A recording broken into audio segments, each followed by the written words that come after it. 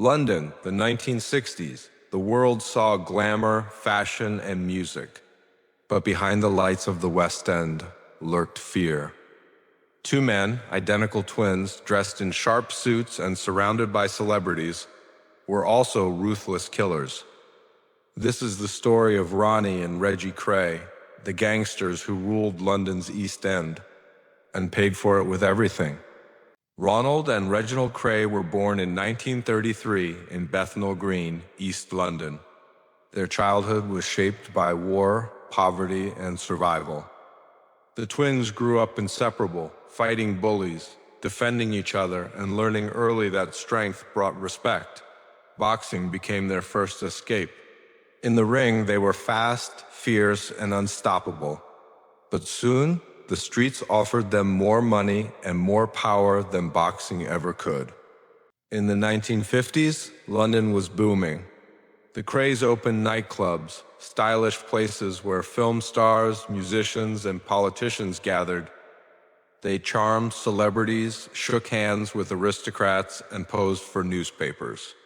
To the outside world, the twins were glamorous nightclub owners. But beneath the surface, they ran extortion, robberies, and protection rackets. Every business in their territory paid the Krays, refuse, and you paid with your life. The Krays built their empire on fear. Ronnie was unpredictable, a man whose violent temper could explode without warning. Reggie was quieter, calculating, the businessman, but no less dangerous. They demanded loyalty. To cross them meant certain punishment, and punishment often meant blood. In 1966, Ronnie Kray walked into the Blind Beggar pub and shot rival gangster George Cornell dead, in front of witnesses. Nobody dared testify. A year later, Reggie Kray killed Jack the Hat McVitie, stabbing him repeatedly at a party after a betrayal. With these murders, the Krays proved they weren't just gangsters. They were executioners untouchable in their own city. Yet, astonishingly, the Krays became celebrities themselves.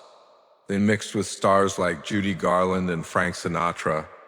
They appeared in glossy magazines, portrayed as London's most charming nightclub kings. Even politicians turned a blind eye. For a time, the Krays lived in two worlds, admired in daylight, feared in the dark.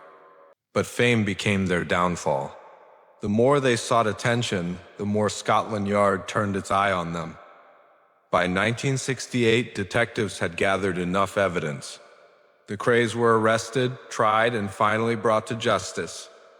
Ronnie and Reggie were sentenced to life in prison. The East End kings had fallen. Ronnie spent the rest of his life in Broadmoor Hospital, battling severe mental illness. He died in 1995.